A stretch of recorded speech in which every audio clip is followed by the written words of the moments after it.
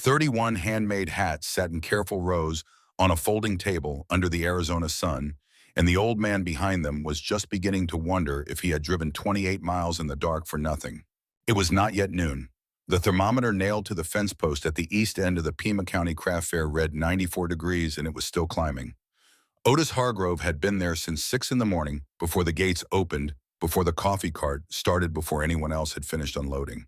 He had set up the table the same way he had set it up every summer for the past 19 years.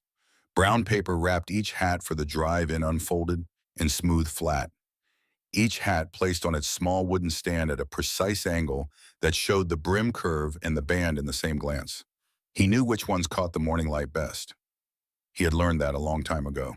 By 11:30, he had spoken to exactly 4 people.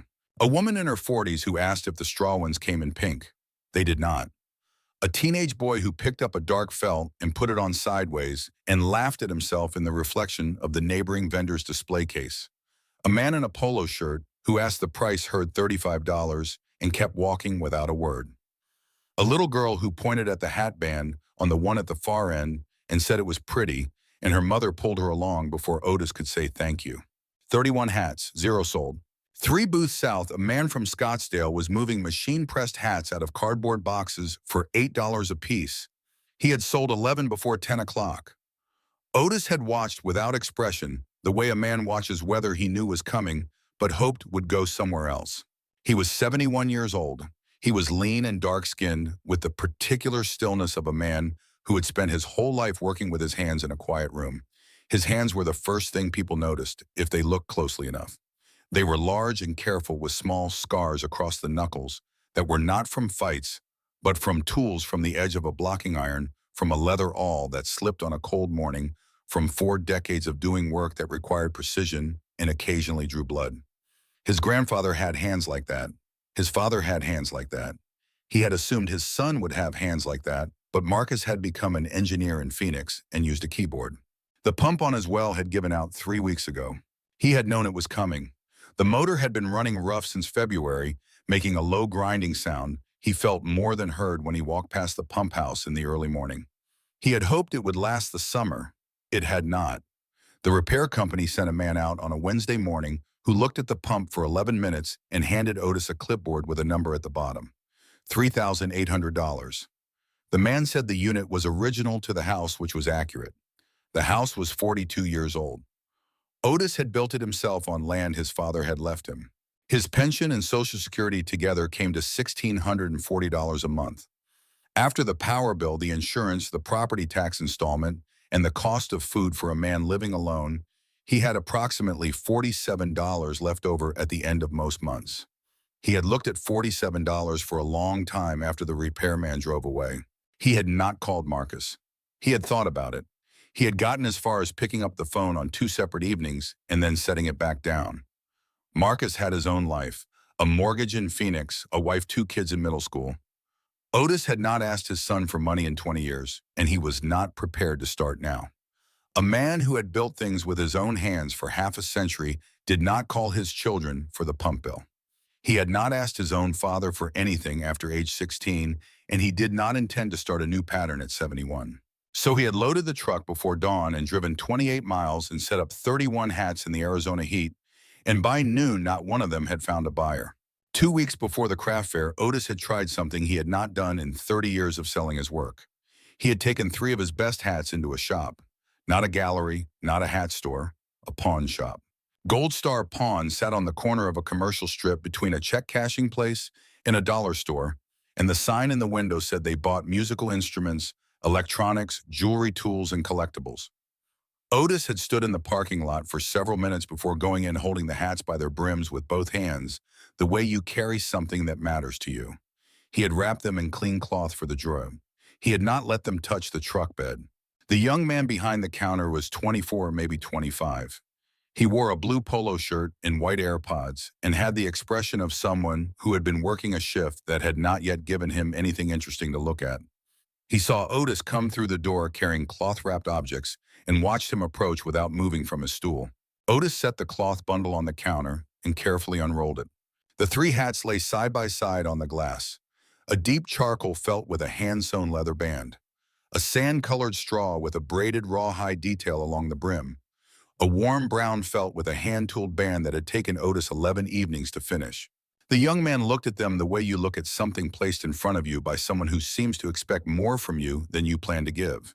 He reached out with one hand, picked up the charcoal felt by pinching the crown between his thumb, and two fingers turned it over once like he was checking a price tag on the bottom of a coffee mug, and set it back down. "These handmade," he said. Otis said yes. "How long does it take you to make one?" 2 to 3 weeks for the felt ones, longer for the detailed work. The young man looked at them again. He picked up the brown one by the brim, with one hand held it up to the fluorescent light for about 4 seconds, and set it back down. "I can do $8 for the lot," he said. He was already looking at his phone. Otis said nothing for a moment. He held the young man with a steady look that the young man did not meet. $8, Otis said. "Yeah, we get a lot of old hat stuff. People don't really pay for it."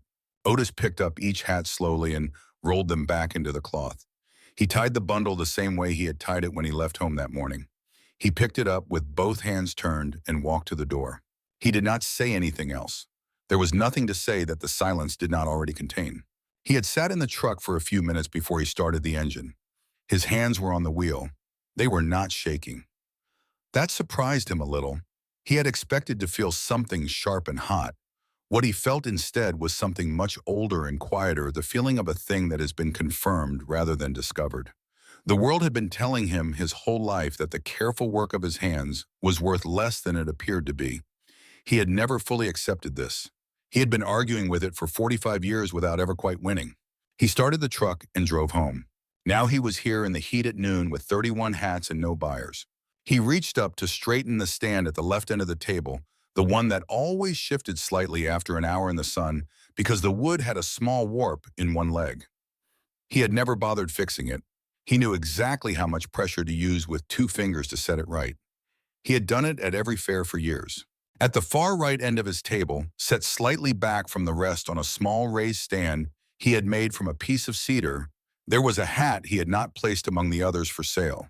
It was dark, close to black at the crown, warming to a very deep brown at the brim. The band was unlike anything else on the table. It was made of narrow woven thread in 2 colors, a blue-green that caught the light differently depending on the angle, and a warm gold that did not fade in sunlight. The pattern in the band shifted between something that looked like a vine and something that looked like a river, depending on where the light fell. The stitching was so fine that you would need to be within 2 feet to see the individual work, and even then you would know it had not been done by a machine, because machines do not leave that particular quality of intention in every stitch. Loretta had made the band. He did not think about this directly most days. He thought about it the way you think about something that is always present, the way you are always aware of the temperature in the room you are sitting in without making a decision to be aware of it. She had started the band in November of 2010, sitting at the small table beside his workbench while he shaped hats in the evenings. They had spent 31 winters like that, sharing the warm workroom while the Arizona night went cold outside, she grading papers at her table, him at his bench. Sometimes talking, sometimes not talking, the easy silence of people who had been in the same room long enough that silence was just another kind of conversation. She had not been a seamstress. She had been a first-grade teacher for 32 years at Eastside Elementary on the south side of Tucson, and she had learned to embroider specifically because she wanted to make his hat bands, and he had never asked her to. She had bought a book about it. She had practiced on scrap cloth for 2 months before she touched the material for the band. He had not known she was doing any of this until she set the finished practice piece on his workbench one evening and said she thought she was ready to start the real one. He had looked at the practice piece for a long time. She died in March of 2011. Pneumonia. She had a cough in February that she said was just dry air, the way people dismiss things they do not want to be serious. By the last week of February, it was something else, and by the second week of March, it was over. One morning, she was in the kitchen making coffee, and 3 weeks later, she was gone. That was the shape of it. He had never found a better way to hold it than that. The band was 47 stitches short of finished when she died. He had sat down with it 9 days after the funeral at the small table beside his workbench under the same light she had used. He had her diagram in front of him. He had her needle and her thread. He sat there for a long time before he could put the needle in. When he finally started, it took him 6 evenings to finish 47 stitches. Not because they were difficult, because he had to stop every few minutes and sit with his hands in his lap and look at the wall for a while before he could continue. He finished the hat in June of that year. He had not made another band that came close to it since. He straightened the cedar stand very slightly with his thumb, not because it needed it, because it was something to do with his hands while he sat in the heat with 31 unsold hats in the memory of $8. The man who stopped at the end of his table came from the east side of the fairground, walking at the steady, unhurried pace of someone who had nowhere particular to be and was not pretending otherwise. He was tall, dark-skinned, maybe 67 or 68, wearing a loose flannel shirt with the sleeves rolled up and faded jeans and a baseball cap pulled low enough that you would not necessarily look twice at him. He had the quality of someone who had learned to move through public spaces without drawing attention, the kind of inconspicuousness that takes a long time to develop when your whole life has put you in rooms where everyone was looking at you. His name was Isaiah Cole, though Otis did not know this yet. He had spent 40 years making music that people who understood such things called the purest American blues still being recorded. He had played on the same stages as every significant musician of the past 4 decades. He had won 2 Grammy Awards and had been nominated for 2 more, and he was currently in Tucson to record what he had told his producer would be his last studio album, which he intended to do completely right or not at all. He had walked out of the recording session 40 minutes earlier. It had not been a dramatic exit. He had simply set his guitar down on its stand, picked up his jacket from the back of the chair, and told the producer he needed some air. The producer had learned over 11 years of working together that when Isaiah Cole said he needed some air, you waited. He always came back with something better than what he had left. What had happened was this. The engineer had suggested for the 3rd time that week that they clean up the recording digitally, smooth the imperfections, the string buzz in the second verse of the 4th track, the slight unevenness in the timing on the bridge. Small things, the engineer said, things the audience would not notice. Isaiah had listened to this with his eyes closed for about 20 seconds. Then he had said quietly that the string buzz was the sound of his finger moving from one chord to the next after 50 years, and that he was not interested in removing the evidence of his own hands from the recording of his hands. He picked up his jacket and walked out. He drove for a while without direction. He saw the signs for the craft fair from the road and turned in the way you turn towards something without quite deciding to. He was walking the far row of tables past farm tools and quilts, and someone selling local honey in small jars when he caught the smell. It stopped him more completely than a sight would have. It was old leather and beeswax in the faint sharpness of good wool, and underneath it, something he recognized from a place deep enough in his memory that he could not immediately locate it. It took him 2 or 3 seconds standing very still on the fairground path. Then he had it. His father's workroom in Clarksdale, Mississippi when he was 7 years old. His father had repaired leather goods on the side, a second income in the years when music work was thin. That particular combination of materials, that exact quality of warm working air, had not entered his nose in more than 60 years. He stopped walking. He turned toward the smell. The man behind the table was not looking at him, and he was looking at the middle distance with the settled patience of someone who had been very still for a long time and had stopped performing availability for customers. He was old and lean and dark-skinned, and his hands rested on his knees with the authority of hands that had done real work for a very long time. Isaiah looked at the hats. He looked at them the way he looked at instruments in a music store, the way you look when you know enough to know what you are seeing. He could see the brim curves from where he was standing, and they were not the curves of something blocked in a factory. He could see the bands, and they were not glued. He could see the way the felt sat on the small wooden stands, and the felt had weight. He walked over. He did not say anything immediately. He picked up the nearest hat, a dark charcoal felt with a simple dark leather band, and held it with both hands, the brim resting across his palms. He turned it slowly. He ran his thumb along the interior seam. He looked at the crown from above. "Good hat," he said. Otis looked up at him. He said thank you in the flat tone of a man who has learned not to invest much in compliments from strangers. "Your work," Isaiah said. 45 years, Otis said. Isaiah set the hat down and picked up another one. He was not performing interest. He had the focused stillness of someone who was actually looking. Otis noticed this. It was different from the way most people handled things on his table. Most people handled things the way the young man at Gold Star Pawn had handled them, like objects that existed to be evaluated from the outside. This man was reading the hat. How long for one of these, Isaiah said. 2 weeks for a simple one. 3 for the band work. Isaiah looked at him. You make the bands too, everything Otis said.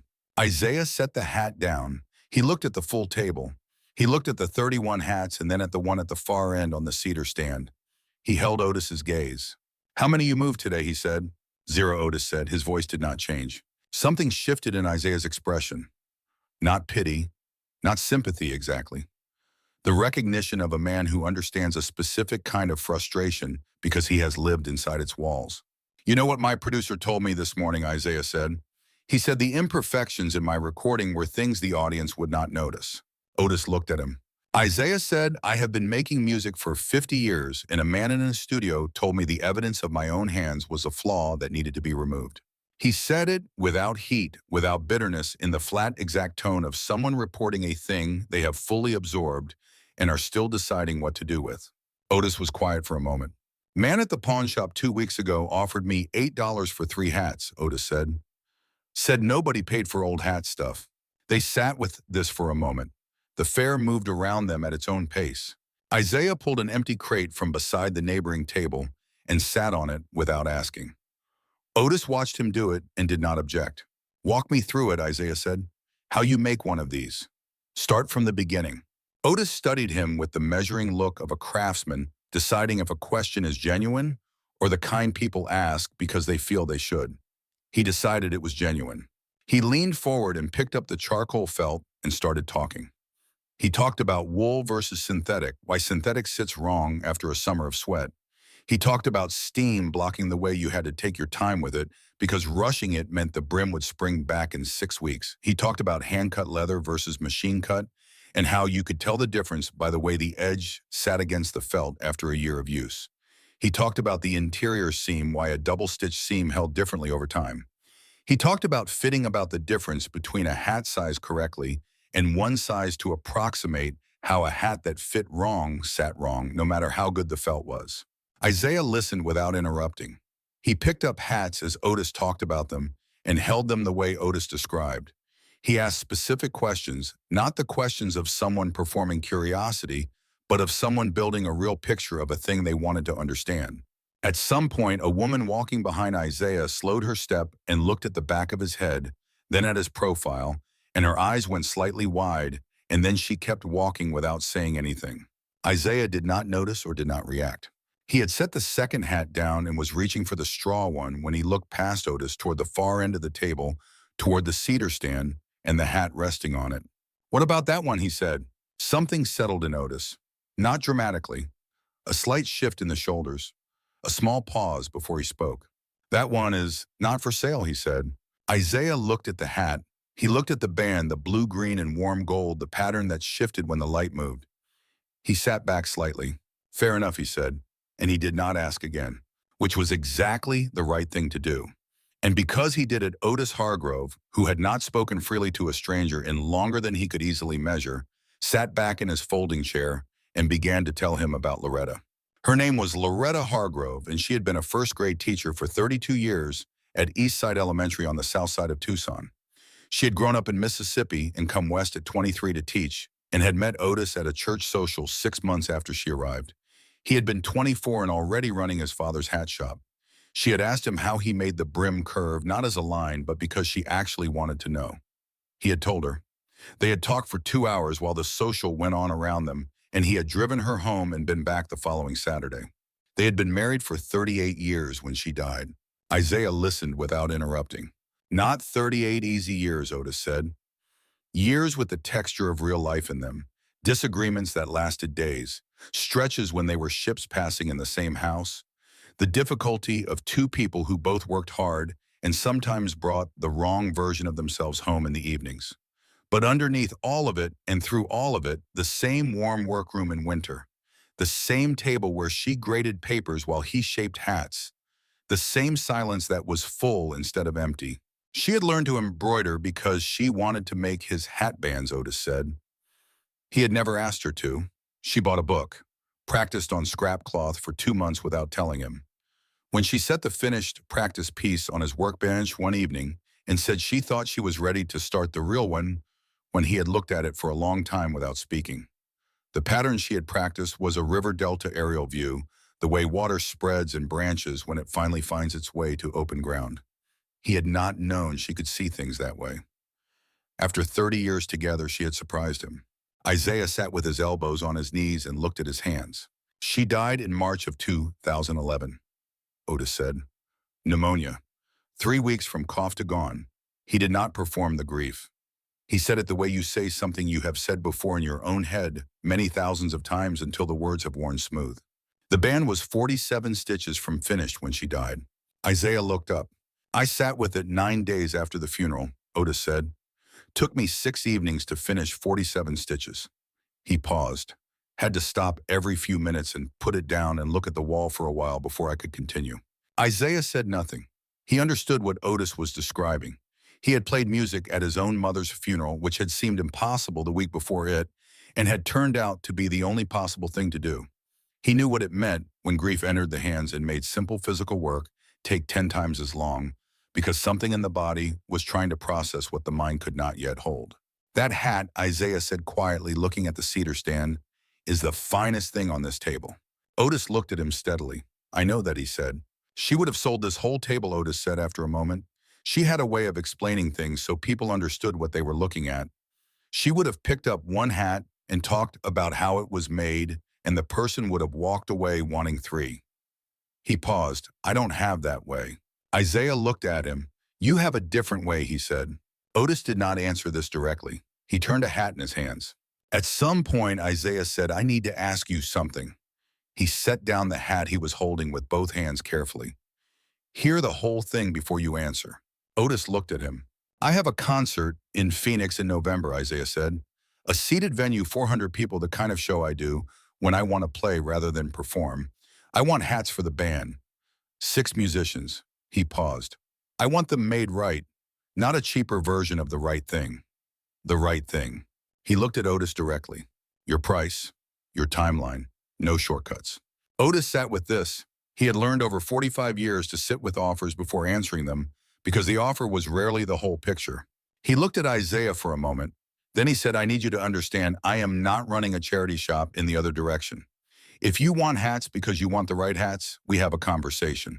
If you want hats because you want to do a man a favor, I will say thank you, and you can buy the one in your hands for $35, and we will call it a good morning. Isaiah held his gaze without flinching. I walked out of a recording session today because an engineer wanted to fix the sound of my hands, Isaiah said.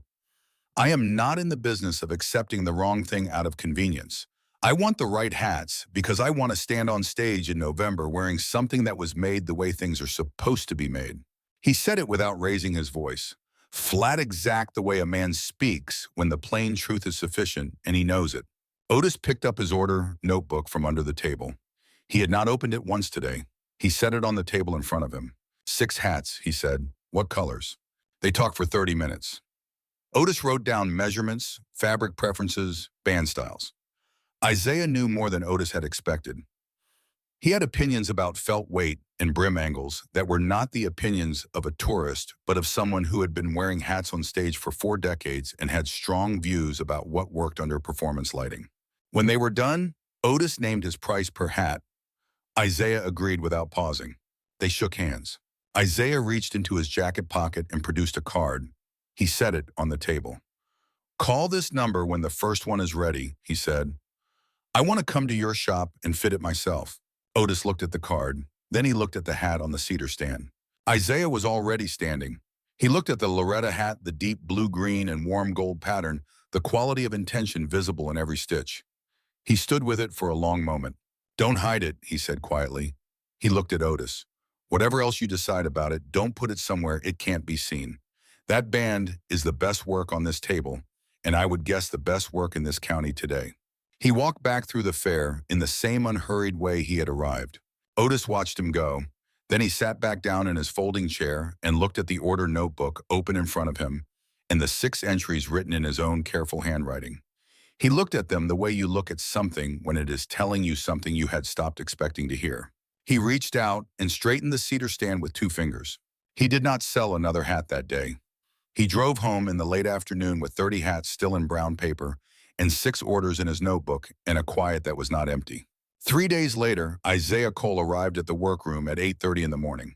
He came in the same flannel shirt, in the same baseball cap, and he stood in the doorway for a moment before stepping in, the way you pause when you enter a space that has a quality worth acknowledging. The workroom was small and had been Otis's father's workroom, before it was his and his grandfather's before that.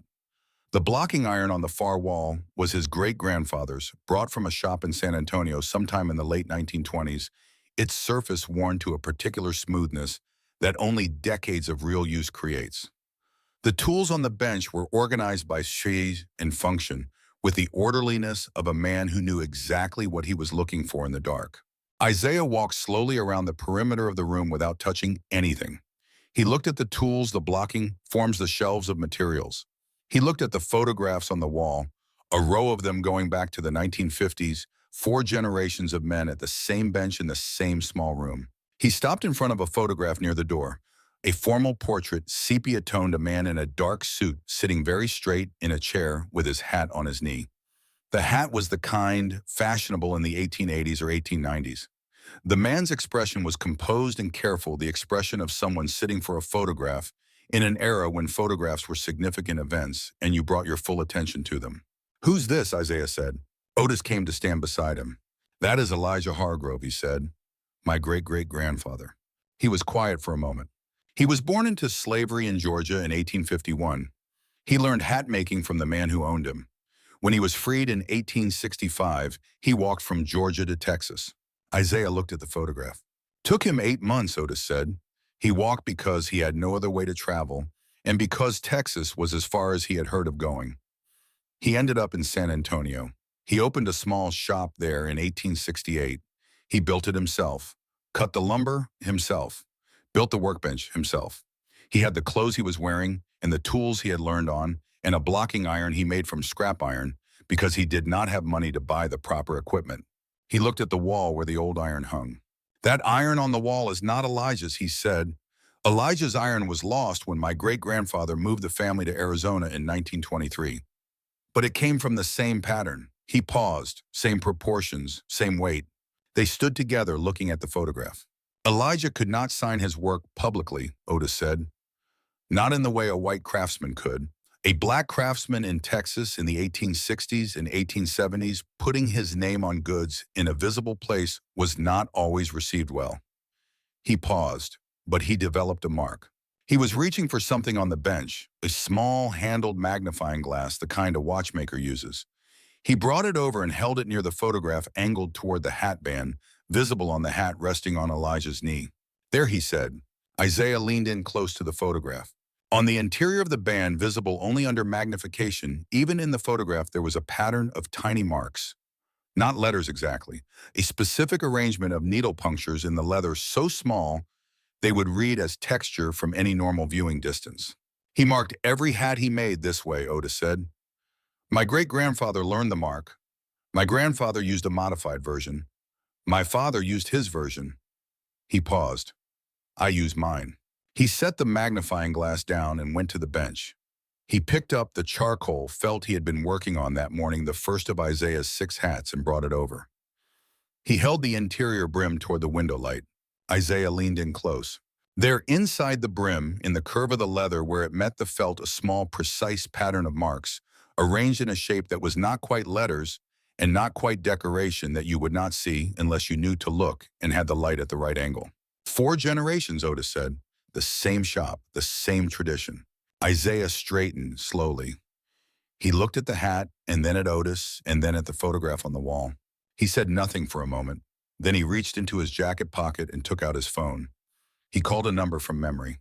"Ray," he said when it picked up, "I need you to come to Tucson." He paused. "There is a man here you need to meet." He paused again. "Bring the gloves." The man who arrived at the workroom 2 days later was Dr. Raymond Booker, 58 years old, the Director of Collections and Acquisitions at the Tucson Museum of African American History. He was a tall, precise man in a dark wool jacket and polished leather shoes who moved with the deliberateness of someone who had spent 30 years handling things that mattered a great deal and had trained himself accordingly. He carried a soft leather case. From it, he produced white cotton gloves, a jeweler's loop, an LED pen light, and a small black cloth which he laid flat on the workbench before touching anything. He shook Otis's hand. He said he had heard about his work from Isaiah. He said it without flattery as a plain statement of what had preceded this visit. He put on the gloves. He picked up the charcoal felt and held it in the window light, turning it slowly and methodically. He used the loop on the interior brim. He examined the seam construction, the band attachment, the brim blocking. He said nothing for 11 minutes, which Isaiah and Otis both understood as a good sign. People who know things rarely fill silence with words when they are genuinely looking. He set the charcoal felt down on the black cloth. He said, "The construction technique you are using is consistent with a tradition of Gulf South hat making, practiced by African-American craftsmen in Texas and Louisiana from approximately the 1860s through the early 1920s. He spoke with care, the way you speak when you want each word to carry its exact weight. There are fewer than 30 documented examples of this tradition in institutional collections in the United States."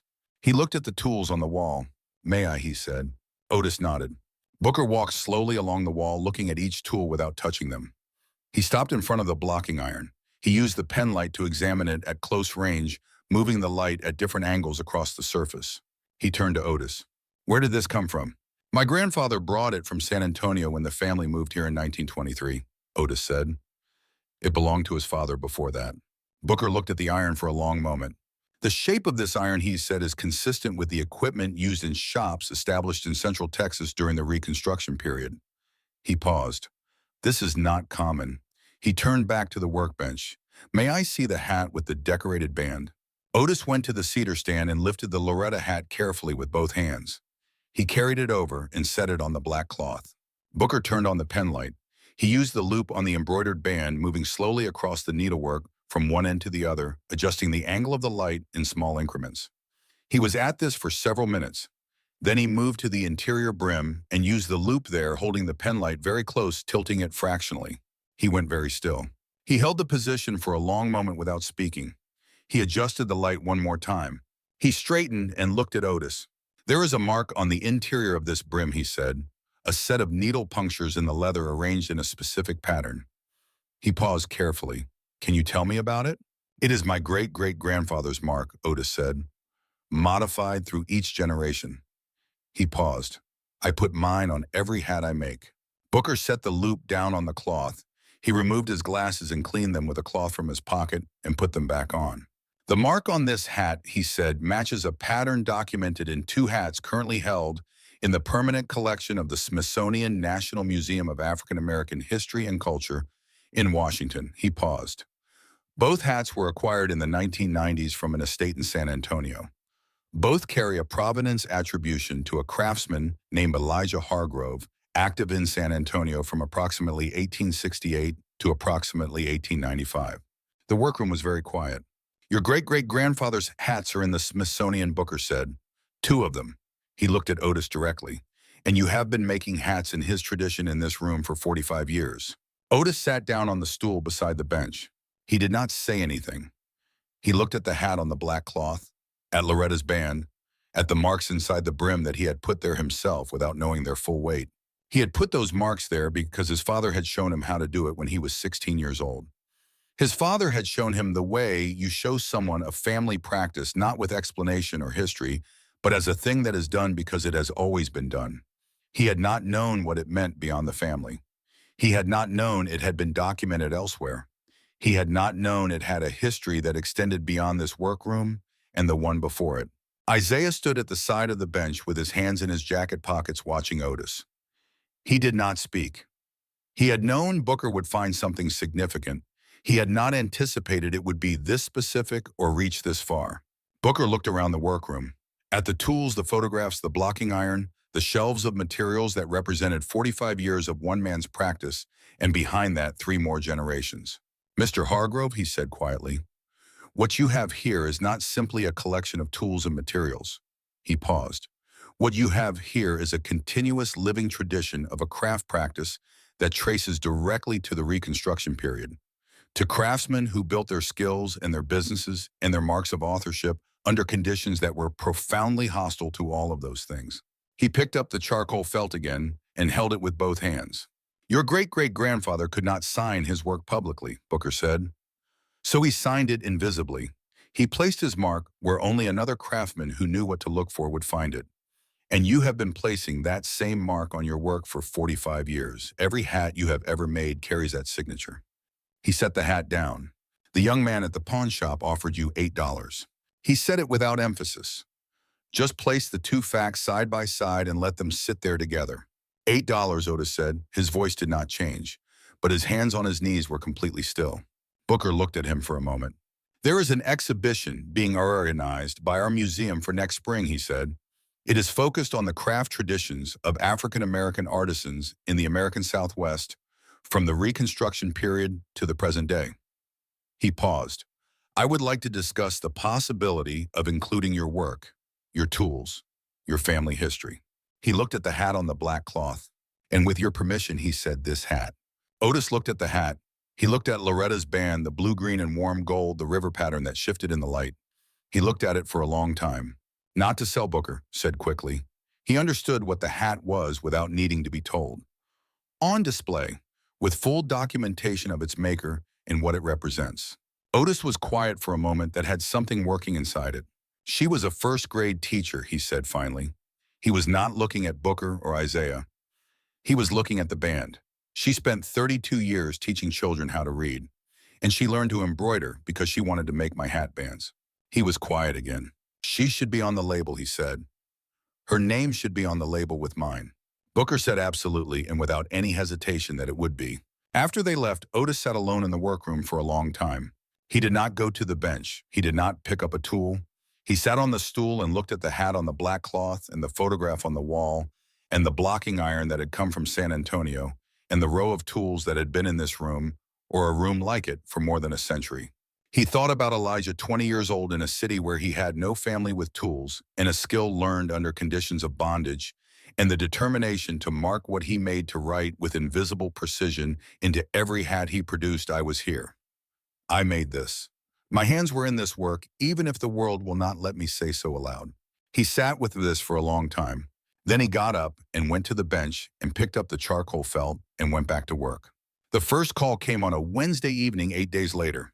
Otis was at the bench working on the second of Isaiah's hats. It was nearly 8 o'clock later than he usually worked, but he was in the focused state that comes when you are making something you know is going to be right, and he had not wanted to stop. The window above the bench was dark. The single work lamp made a warm circle over the felt in his hands.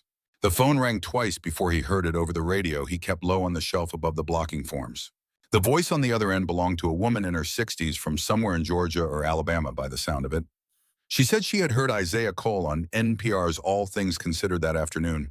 She said she had been listening in her car and pulled over to write down the name.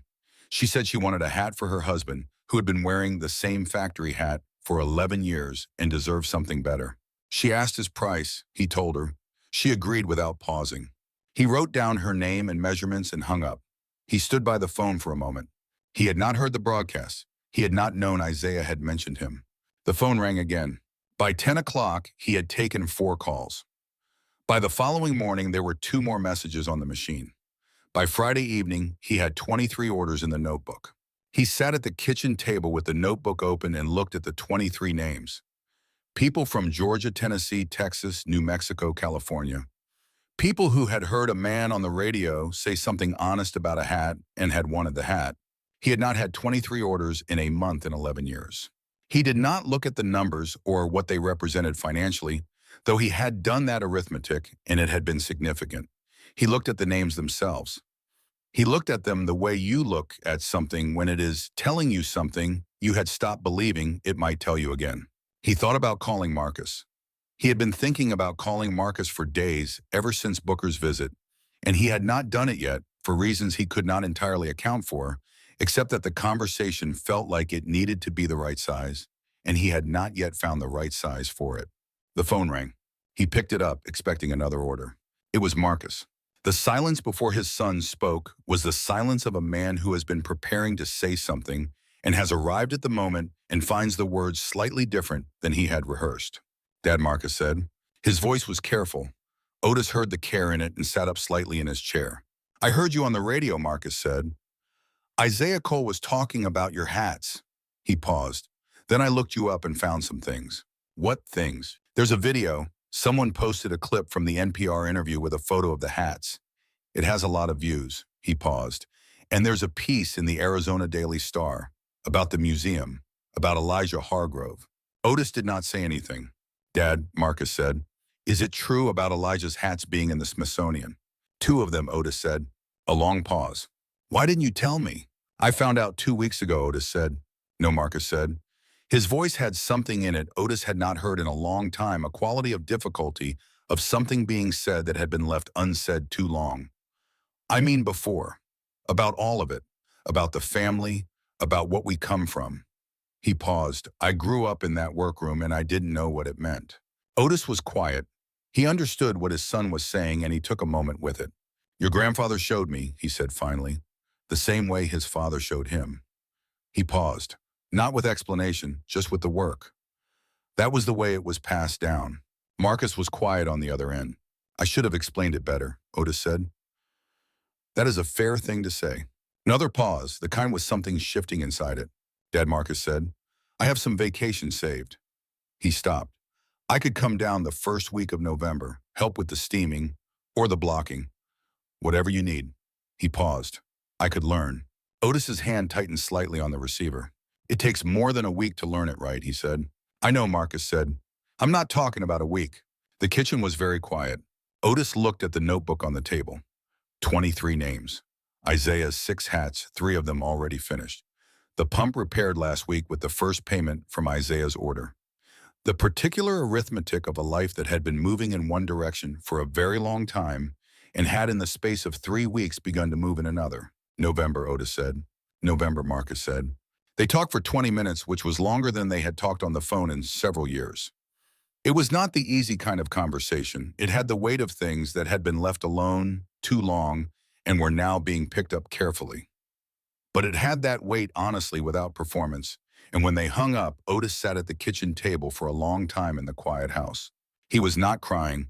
He was doing the thing he had always done when something was too large to hold all at once, sitting still with it, letting it find its own shape. He thought about his grandfather at this same table. He thought about his father. He thought about Elijah and the marks and the 2 hats in Washington that had carried a signature for 150 years without anyone in the family knowing they were there. He got up and went back to the workroom. There was a hat to finish. Marcus arrived on a Sunday afternoon in the first week of November with a single bag and the particular expression of a man who has made a decision he is not certain about and has decided to be certain about it anyway. He was 44 years old, lean like his father, with the careful eyes of someone who worked in systems and understood precision from a different angle than his father did, but understood it no less completely. He stood in the workroom doorway for a moment, same as Isaiah had taking in the room. Otis was at the bench. He did not stop working. He said, there is a stool on the left side of the bench. Pull it over. Marcus pulled it over and sat down. They did not talk for a while. Otis worked on the band for the 5th of Isaiah's hats, a warm, dark brown leather with a hand-tooled border that had taken 4 evenings to design correctly. Marcus watched. After a time, Otis said, hand me the small awl, 2nd row, 4th from the left. Marcus looked at the tool wall. He found it and brought it over. Otis took it and used it and set it down. He picked up a different tool without asking for it. Marcus watched. After another while, he said, Dad, how do you know which one to use? Otis looked at him. He said, because I have used them all for 40 years. He paused. You will know after you have used them for 40 years too. Marcus looked at the tool wall for a moment. That's not very helpful, he said. No, Otis said. It is not, he paused. Nothing about this is quick. He held up the band he was working on. This one took me 4 evenings just to design. Not to make. To design. He set it back down. If you are looking for a faster way, this is not the work for you. Marcus was quiet. I'm not looking for a faster way, he said. Otis looked at him. Good, he said. Then we will start tomorrow morning. They started the next morning, and they started from the beginning, the way Otis's father had started with him. The materials first. How to assess wool felt by touch and weight. Why synthetics sat wrong after heat and sweat and time, how to read leather for quality before you cut it. These were not lessons that could be rushed. They were built from repetition, from handling things until your hands knew them the way your eyes knew familiar faces. Marcus was an engineer. He understood materials from a technical frame, and Otis found this useful in some ways and had to work around it in others. His son wanted to understand the principle before the practice. Otis had always worked in the other direction practice first until the principle revealed itself. They found their way through this over several days, each adjusting toward the other, which was its own kind of work. In the evenings, they ate at the kitchen table and talked sometimes about the hats and sometimes about other things. Marcus's children, 12 and 14 now, who had not been to Tucson in 3 years. His wife, whose name was Danielle, who was managing the house in Phoenix while Marcus was here, and who had told him to take whatever time he needed. The mortgage, which was manageable. The life in Phoenix, which was a good life, Marcus said, in the flat tone of a man reporting something accurate that he is not fully satisfied by. Otis did not ask him what he meant by that. He understood what he meant by that. The morning Marcus finished his first brim curve was a Thursday in mid-November. He had been practicing on scrap felt for 2 weeks, the same piece of felt blocked and blocked again until it held no more shape. Otis had watched without commenting, because commenting before a man was ready to hear something did not help. Marcus set the block piece on the small stand. He looked at it. He turned it slowly. "It's not right," he said. "No," Otis said. He looked at it carefully. "But it is closer than last Thursday." Marcus looked at it for another moment. He reached out and touched the brim at the point where it curved up on the left side. "Right here," he said. Otis looked. He said, "Yes, right there." Marcus nodded. He picked up the piece again. "Show me," he said. Otis took the piece and held it to the light and showed him. He did not tell him. He showed him the way his father had shown him, with hands rather than words, because some things did not transfer through language. Marcus watched. Then he took the piece back and tried it again. The museum exhibition opened on a Thursday evening in early March in a high-ceilinged room with wood floors and good lighting. Booker had been meticulous about the installation. The Hargrove section occupied an entire wall. There were tools. The blocking iron documented in a report that traced its design to Central Texas workshops of the 1870s, a set of awls and curved needles that had belonged to Otis's grandfather. The photographs from the workroom wall reproduced in archival prints showing 4 generations of men at the same bench. Documentation, the Smithsonian records for Elijah's 2 hats, reproduced with permission, showing the mark and the provenance chain that connected them to this room. And in the center, in its own lit case on a low pedestal, the hat with Loretta's band. The label read Hargrove Family Hat, completed 2011. Made by Otis Hargrove, San Antonio, Tucson. Tradition, 4th generation. Embroidery band by Loretta Hargrove, educator, Tucson, Arizona, 1947 to 2011. With documentation of the family mark tradition originating with Elijah Hargrove, craftsman, San Antonio, Texas, circa 1868. Otis stood in front of it for a long time on the opening evening. Marcus stood beside him. He had not gone back to Phoenix. He had extended his leave of absence. He had been in the workroom every morning learning, and he was not good yet in the way that a craftsman is good, but he was learning how to be good, which was the necessary thing, and took the time it took. He stood beside his father and looked at the hat in the case and did not say anything for a while. "Dad," he said finally.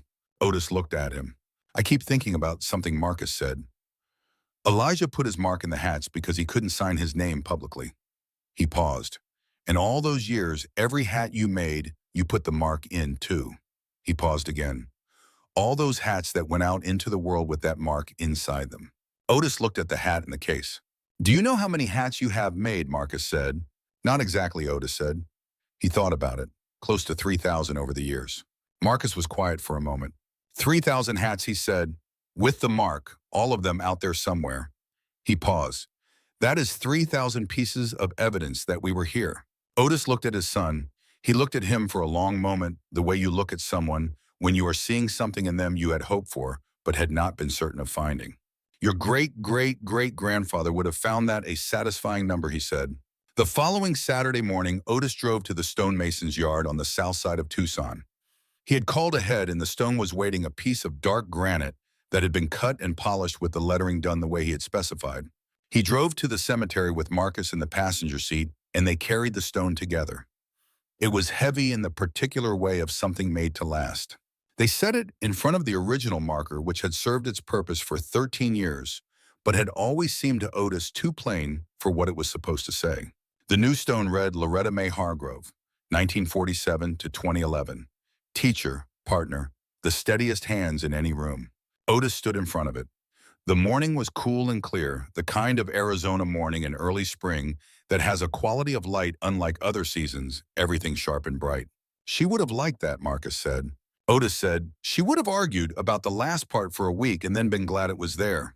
Marcus almost laughed. The almost laugh was the one Otis had seen on his son's face a long time ago and had not seen in years. He was glad to see it back. They stood there for a while without needing to say anything else. 2 weeks later, on a Tuesday morning in April, a letter arrived from Washington. It was from the curatorial department of the National Museum of African American History and Culture. It had been written by the senior curator of craft and material culture, and it said that the museum had become aware of the Hargrove family documentation through the Tucson exhibition and through Dr. Booker's report. It said the museum was beginning a research project on Reconstruction-era craft traditions and their living inheritors. It asked whether Otis would be willing to participate in an oral history recording and whether he would consider an extended loan of selected tools to the permanent collection. It said that the museum already held 2 hats by his great-great-grandfather. It said they would very much like to hold one of his. Otis sat at the kitchen table with the letter for a long time. Marcus was in the workroom. He could hear the faint sound of the steaming iron, the particular hiss of it, which meant his son was practicing the brim curve again. He had been at it for weeks, and last Thursday he had done one that was almost right. Almost was not yet right, but it was closer than the week before, which was what the work required. Marcus came through the kitchen an hour later pulling off his work gloves. He saw the letter on the table and the particular quality of stillness in his father's face. He sat down across the table and read the letter. He read it once and then read it again. "Dad," he said. He looked up. His face had the expression of a man arriving at the full size of something he had not yet found the edges of. "The Smithsonian," Marcus said. "Yes," Otis said. Marcus sat back. He looked at the ceiling for a moment. Then he looked at his father. "What are you going to send them?" Otis had been sitting with this question for the past hour. He had already known the answer not because he had decided it, but because it had been the only possible answer from the moment he read the letter. "I am going to send them the next hat I make," he said. Marcus looked at him. "With the mark," Otis said. "The same one Elijah used. The same one my grandfather used. The same one I have been using for 45 years. He paused. "And Marcus, I am going to show you how to make it, so you can put it on the one after that." They were quiet for a moment, the two of them at the kitchen table in the house that had been in the family for 42 years, with the smell of wool and beeswax drifting from the workroom. Then Marcus said, "Show me now." They walked to the workroom together. In early August, Isaiah Cole played the concert in Phoenix he had mentioned at the craft fair. The venue held 400 people in seats. He came out alone with his guitar, no band, which was not what had been announced and which did not matter, because he played for 2.5 hours without stopping, in the way he had played for 50 years, finding whatever the room needed and giving it to them directly. He wore a dark felt hat, old bark brown, wider brim than most, with a hand-stitched leather band. Made by Otis Hargrove of Tucson, Arizona, 4th generation of a family whose craft traced to a man who had walked from Georgia to Texas in 1865, with tools and a skill and the determination to mark his work invisibly when the world would not permit him to mark it any other way. After the show, a woman in the 3rd row asked the stage manager about the hat. Isaiah heard this from the side of the stage and came back out and told her himself. He gave her Otis's number from memory. She called the next morning. On a Tuesday in late September, Otis and Isaiah sat in a corner booth at the diner on the south side of Tucson that Otis had been going to since 1987, and which had not changed its menu or its coffee cups or its hours in all of that time. They sat with coffee and the ease of men who have said the important things and do not need to keep saying them. Isaiah turned his coffee cup in his hands. $8, he said. His voice had the quality of quiet amusement that comes when something that was real and difficult has been transformed by what followed it without being erased by it. $8, Otis said. Isaiah shook his head slowly. Man could not tell a hat from a headache. They sat with that for a moment. Outside the diner window, the Tuesday morning moved past in the ordinary way of Tuesday mornings, unhurried and unremarkable, the kind of morning that does not announce itself as the kind you will still remember years from now. You know what I keep thinking about, Isaiah said. He turned the cup again. All those hats out there, with the mark in them, people wearing them all over the country, not knowing what they are carrying on their heads. Otis looked at him. Elijah made hats for close to 30 years in San Antonio, Isaiah said. How many do you think? Otis thought about this. Probably close to 2,000, he said. Maybe more. 2,000 hats with the mark, Isaiah said. Most of them gone now.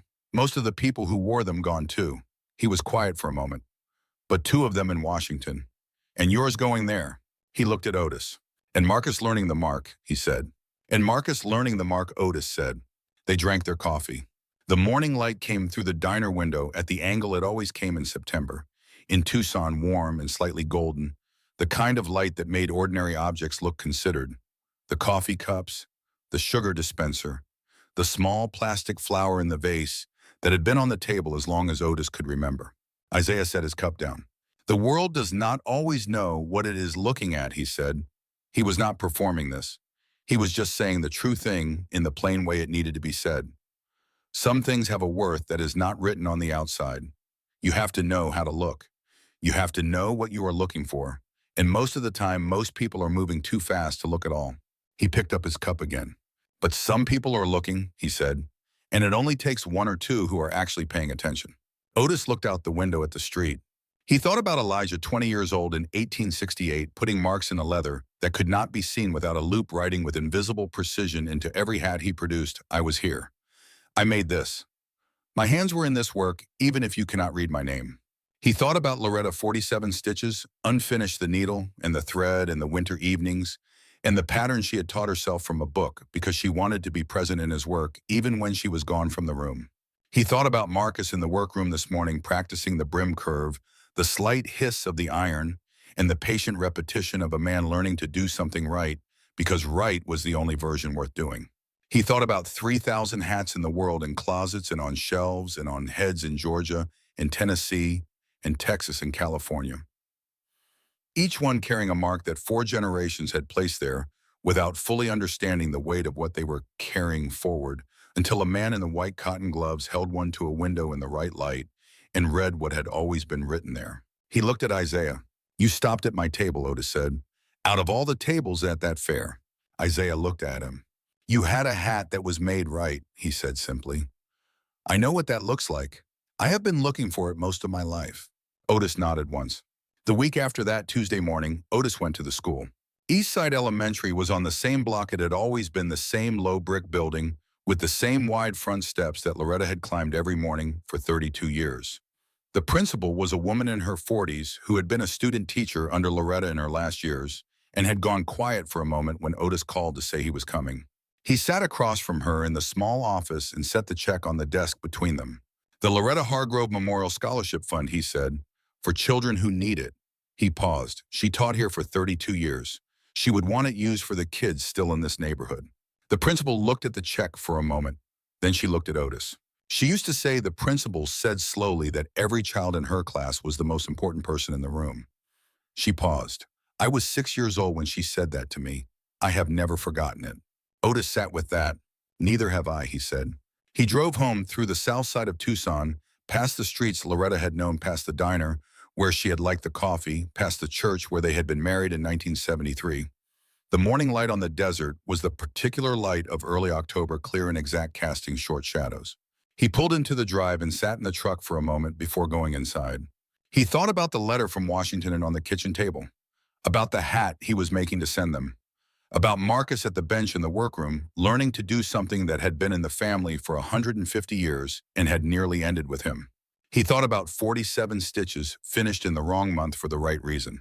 He thought about a man in 1868 in a city where he had no family and no money signing his name, where no one could see it because he knew it was there, and that was enough because the work itself carried the signature even when the world refused to read it. He got out of the truck. He went inside. He went to the workroom. Marcus was already at the bench working on a brim curve that had been giving him trouble for 3 days. He did not look up when Otis came in. Otis pulled his stool over and sat down beside him. Left side, Otis said. You are still pulling the left side. Marcus looked at where his father was pointing. He looked at the curve. Show me, he said. Otis took the felt in his hands and held it to the light. He showed him, not with words, with hands. Marcus watched. Then he took the felt back. He held it the way Otis had held it. He looked at the left side. He blocked it again. He held it up. Otis looked at it for a moment. Better, he said. Marcus set it on the stand and looked at it. Better, he said. They worked through the morning together in the small room, the smell of wool and beeswax and old wood around them, the October light coming through the window above the bench at the angle it always came at this time of year, the tools on the wall that had come from San Antonio, and before that from Georgia, and before that from a tradition that had survived everything the world had thrown at it and was still here in this room, in these hands. On the wall, the photograph of Elijah Hargrove looked out from 1890 or thereabouts, with his composed, careful expression, hat on his knee marks in the band that you could not see from where you were standing. The iron that had come from his pattern hung below it. The mark was in the hat on the bench. The mark would be in the one after that. Outside, Tucson moved through its October morning in the unhurried way of a desert city, finding its way from summer into the brief cool of the year, the sky whitey and blue, and the light lying clear and honest across everything it touched. Some things have a worth that is not written on the outside. You have to know how to look. You have to know what you are looking for. And some people do.